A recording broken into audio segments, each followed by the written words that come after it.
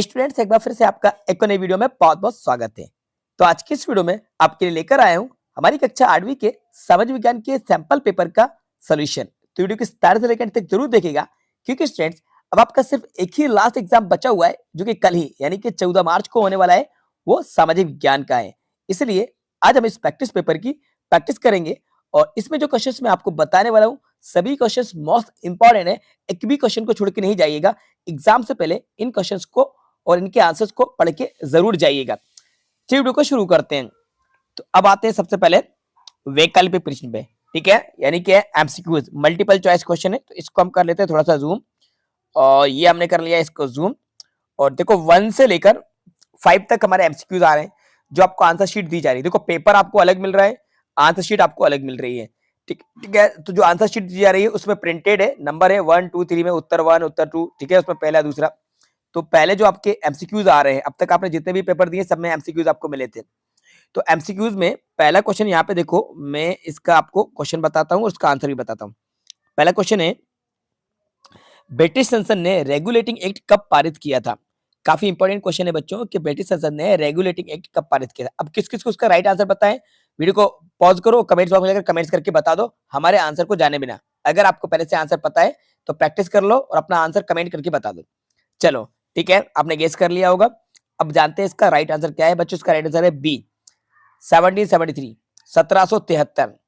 अब किस किसका आंसर सही था जल्दी से बता दो। 1773 ईस्वी राइट आंसर है यहाँ पे, फर्स्ट का बा। चलिए आगे बढ़ते हैं क्वेश्चन नंबर 2 की तरफ। तो बच्चों हमारा नेक्स्ट क्वेश्चन है, राष्ट्रीय एकीकरण में नागरिकों के मन में कौन सी भावना व्याप्त रहती है? तो इसका जो राइट आंसर आएगा राष्ट्रीयता की भावना। कौन सा आएगा? राइट आंसर है राष्ट्रीयता की भावना व्याप्त रहती है। अब आते हैं प्रश्न क्रमांक 3। पृथ्वी के अंदर प्रति 32 मीटर की गहराई पर सेल्सियस तापमान बढ़ जाता है। अब कितना सेल्सियस बढ़ता है? 1 सेल्सियस बढ़ता है बच्चों। कितना? 1। तो राइट आंसर यहाँ पे सा वाला है। चलो आगे बढ़ते हैं। सन 1828 में ब्रह्म समाज की स्थापना किसने की थी? बच्चों इस तरह के क्वेश्चन पक्का आपके एग्जाम में आएंगे स्थापना वाले। तो ब्रह्म समाज की स्थापना किसने की थी? तो ब्रह्म समाज की स्थापना की थी राजा राम मोहन राय ने। किसने की थी? राजा राम मोहन राय ने। और आर्य समाज की स्थापना स्वामी दयानंद सरस्वती ने की थी। तो राजा राम मोहन राय यहाँ पर राइट आंसर आएगा। 4 हो गए। अब आते हैं यहाँ पे 5th पे। तो ये मिलेगा आपको 5th का क्वेश्चन, देश के सभी व्यक्तियों की आय को जोड़ने पर प्राप्त योगफल कहलाता है। क्या कहलाता है बच्चों? ये तो बच्चों इसका जो राइट आंसर होगा ये होगा राष्ट्रीय आय। राष्ट्रीय आय बिल्कुल राइट आंसर है। तो देश के सभी व्यक्तियों की आय को जोड़ने पर प्राप्त योगफल कहलाता है राष्ट्रीय आय कहलाता है। ठीक है, अब आते हैं रिक्त स्थान। 5 नंबर के हमारे रिक्त स्थान आ रहे हैं। ठीक है, 4 नंबर के यहाँ पे दिए हुए हैं।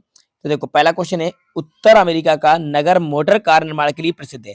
तो उत्तर अमेरिका का कौन सा नगर जो है वो मोटर कार निर्माण के लिए प्रसिद्ध है? इसका आएगा डेट्राइट।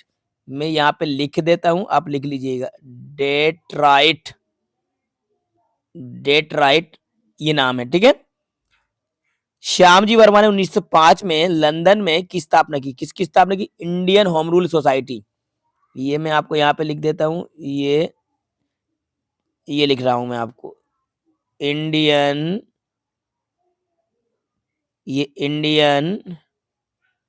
Home rule society.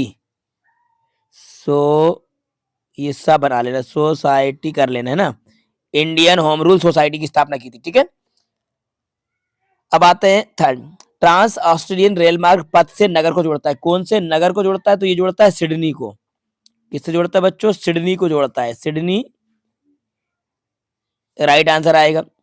कृषि की वे शाखा जो पशुओं के संवर्धन तथा पालन से संबंधित, इसको कहा जाता है पशुपालन। पशुपालन ये कृषि में आता है, पशुपालन। ठीक है, अब इसके बाद देख लेते हैं 3rd नंबर पे। 1 नंबर का क्वेश्चन है, आर्य समाज की स्थापना किसने की? मैंने आपको भी बताया था स्वामी दयानंद सरस्वती ने की थी। तो क्या आएगा यहाँ पे? स्वामी दयानंद सरस्वती। स्वामी दयानंद सरस्वती ने आर्य समाज की स्थापना की। ठीक है, क्यूबा को शक्कर का घर क्यों कहा जाता है? तो शक्कर का घर या शक्कर का कटोरा भी कहते हैं। तो क्यूबा को शक्कर का घर इसलिए कहा जाता है क्योंकि यहाँ गन्ने का उत्पादन ज्यादा होता है। ये ऐसा लिखना पड़ेगा आपको।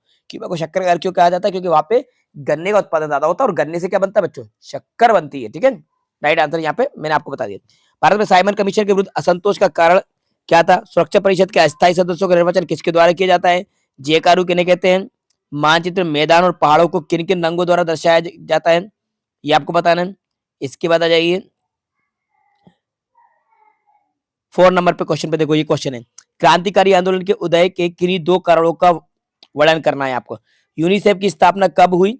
किस इसके कारण लिखिए। ऑस्ट्रेलिया महाद्वीप में गेहूं की फसल के लिए कौन कौन सी अनुकूल भौगोलिक दशाएं हैं? महारानी की घोषणा का वर्णन कीजिए। वायुसेना में अधिकारी वर्ग की पदक्रम रैंक सूची का चार्ट बनाइए। नकदी व्यापारिक फसलें किसे कहते हैं? किन्हीं 2 नकदी फसलों के नाम बताइए। उद्योग के प्रमुख अवयव कौन कौन से हैं? स्वराज दल का गठन किसने किया? भारतीय राष्ट्रीय कांग्रेस की स्थापना कब हुई? इसकी प्रारंभिक मांगे क्या थी? और इधर आ जाइए यहाँ पे पंचशील।